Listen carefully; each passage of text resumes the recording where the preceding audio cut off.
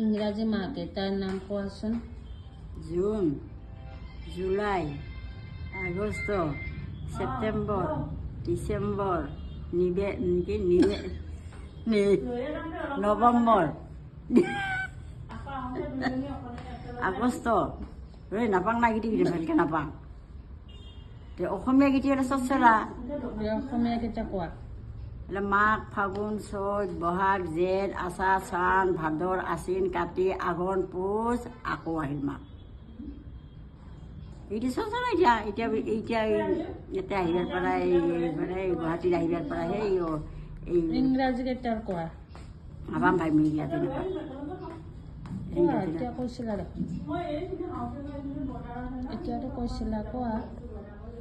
এতিয়া যে কৈছিলোঁ এতিয়া কি ক'লোঁ এই যে June, June, July, August, September, December, November, April, March, কি কিবা হ'ব ক'লে আৰু এইখিনি মই কাণত লাগিব।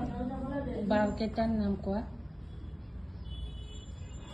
বাৰ মানে সোমবাৰ, সোমবাৰ, মঙলবাৰ, বুধবাৰ, বৃহস্পতিবাৰ, শুকুৰবাৰ, শনিবাৰ, ৰবিবাৰ আৰু আহিল সোমবাৰ।